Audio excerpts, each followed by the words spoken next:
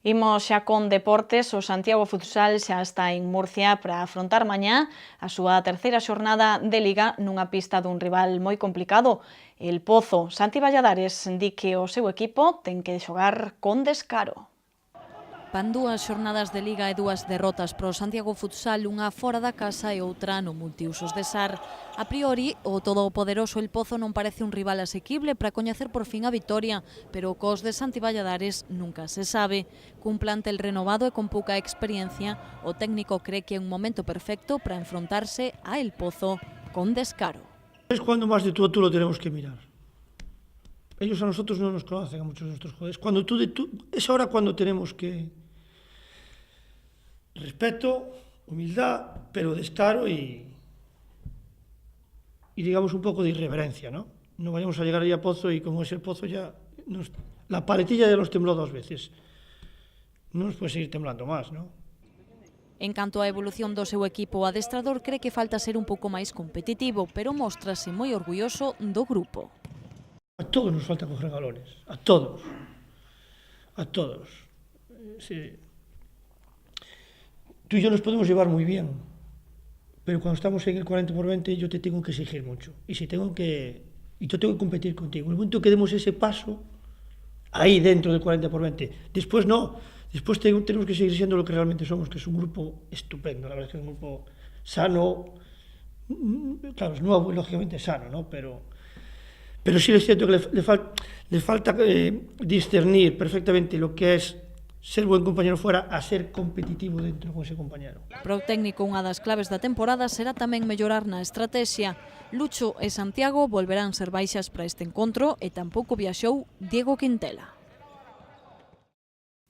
O sábado hai derbi na segunda división B. A AS de Compostela visita a Malata para enfrontarse ao Racing de Ferrol, e isto despois da derrota dos branquiazuis onte na Copa Federación. O adestrador Iñaki Alonso non lle gustou nada a actuación do seu equipo.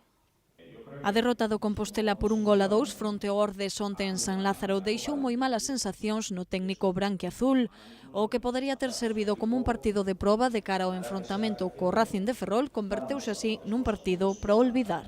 A ver, que es un partido que nosotros no podemos poner excusas, que llevamos al final el escudo del Compos, que tenemos que ganarlo. Y el partido, pues mucho antes, con un poquito más, lo hubiésemos solucionado y no estaríamos pues lamentándonos, o no hubiésemos tenido pues la pelotera que tuvimos al final del partido, bueno, pues que al final pues yo creo que a los jugadores esta situación también les duele, y a los entrenadores cuando ves que bueno, pues que las cosas en el campo no salen y que al equipo le falta, ¿no? Le falta pues probablemente lo que hay que tener en una competición, pues hombre, te llevas ese chasco, esa decepción lógica.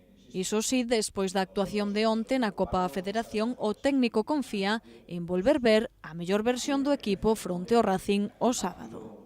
Yo soy muy pragmático y muy realista, ¿no? Si un jugador del Compos no está motivado, no está activado, no tiene todo lo que hay que tener para jugar un partido como contra el Racing, ¿no? Pues como se suele decir, apaga y vámonos. Yo espero ver la versión más óptima de mi equipo, espero ver al Compos dar otro pasito hacia adelante.